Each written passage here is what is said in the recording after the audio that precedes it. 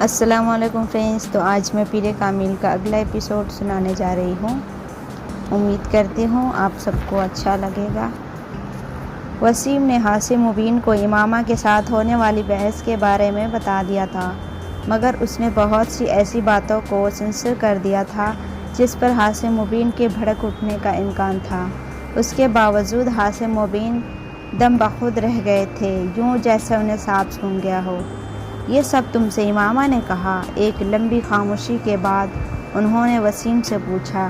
اس نے اس بات میں سر ہلا دیا۔ اسے بلا کر لاؤ۔ وسیم کچھ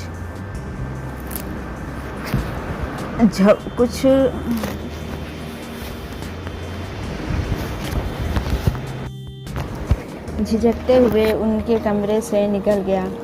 امامہ کو خود بلا کر لانے کے بجائے اس نے ملازم کے ہاتھ پیغام بھجوا دیا اور خود اپنے کمرے میں چلا گیا۔ وہ امامہ اور حاسم مبین کی گفتگو کے دوران موجود رہنا چاہتا تھا۔ حاسم مبین کے کمرے کے دروازے پر دستک دے کر وہ اندر داخل ہوئی تو اس وقت حاسم اور ان کی بیگم بالکل خاموش بیٹھے ہوئے تھے۔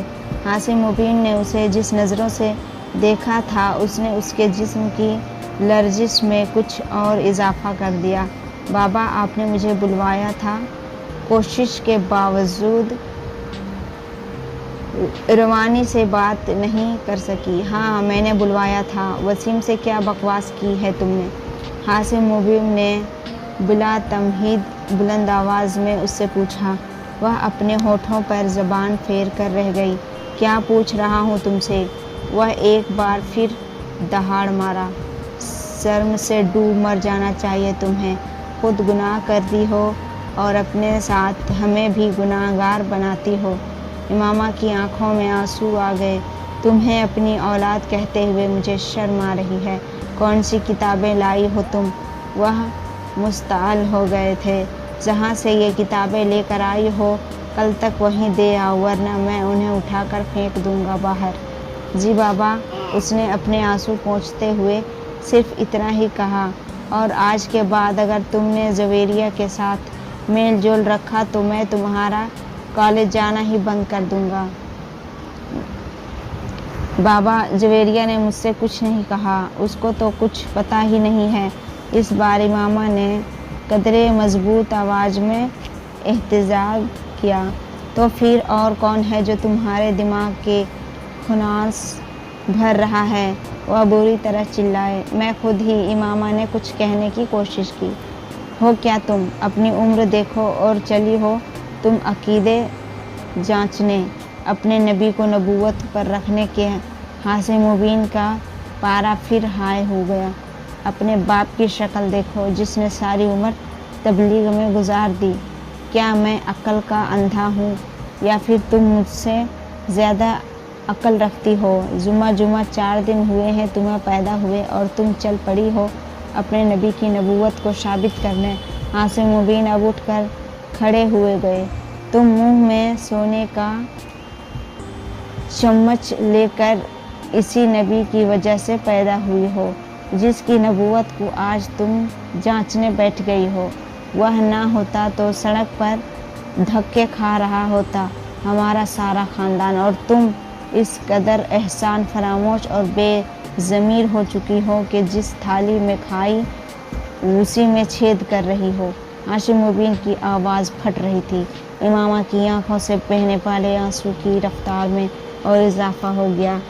بند کرو یہ لکھنا پڑھنا اور گھر بیٹھو تم یہ تعلیم حاصل کر رہی ہو جو تمہیں گمراہی کی طرف لے جا رہی ہے۔ ان کے اگلے جملے پر امامہ کی سٹی گم ہو گئی۔ اس کے وہم و گمان میں بھی نہیں تھا کہ وہ اسے گھر بٹھانے کی بات کریں گے۔ بابا، آئی ایم سوری۔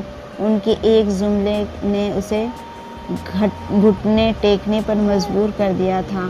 مجھے تمہارے کسی ایکسکیوزز کی ضرورت نہیں ہے۔ بس کہہ دیا کہ گھر بیٹھو تو گھر بیٹھو۔ بابا، میرا یہ مطلب تو نہیں تھا۔ پتہ نہیں وسیم، اس نے آپ سے کس طرح بات کی؟ اس کے آنسو اور تیزی سے بہنے لگے۔ پھر بھی میں آپ سے کہہ رہی ہوں کہ میں آئندہ ایسا کچھ نہیں پڑھوں گی، نہ ہی ایسی کوئی بات کروں گی۔ پلیز بابا، اس نے منت کی۔ ان معذرتوں کا سلسلہ وہیں ختم نہیں ہوا تھا۔ اگلے کئی دن تک وہ حسین مبین سے معافی مانگتی رہی اور پھر تقریباً ایک ہفتے کے بعد وہ نرم پڑ گئے تھے اور انہوں نے اسے کالج جانے کی اجازت دے دی تھی، مگر اس ایک ہفتے میں وہ اپنے پورے گھر کی ملامت کا شکار رہی تھی۔ حسین مبین نے اسے سخت قسم کی تنبیہ کے ساتھ کالج جانے کی اجازت دی تھی، مگر اس ایک ہفتے کے دوران ان لوگوں کے رویے نے اسے اپنے عقیدے سے مزید منفر کر دیا تھا۔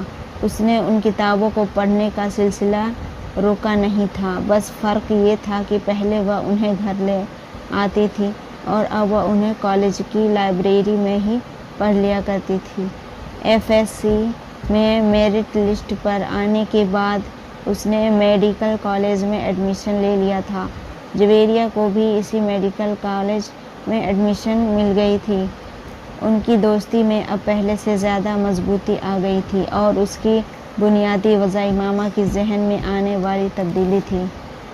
صبیحہ سے امامہ کی پہلی ملاقات اتفاقاً ہوئی تھی۔ جویریہ کی ایک کزن صبیحہ کا کلاس فیلو تھی اور اسی کے سوتو سے امامہ کی اس سے شناسائی ہوئی اور ایک مذہبی جماعت کی اسٹوڈنٹس ونگ سے منسلک، اور ہفتے میں ایک بار وہ کلاس روم میں اسلام سے متعلق کسی نہ کسی اور موضوع پر لیکچر دیا کرتی تھی۔ 40-50 کے لگ بھگ لڑکیاں اس لیکچر اٹینڈ کرتی تھیں۔ صبیحہ نے اس دن ان سے متعارف ہونے کے بعد انہیں بھی اس لیکچر کے لیے انوائٹ کیا تھا۔ وہ چاروں ہی وہاں موجود تھے۔ میں تو ضرور آؤں گی، کم از کم میری شرکت کے بارے میں آپ تسلی رکھیں، جویریہ نے صبیحہ کی دعوت کے جواب میں کہا۔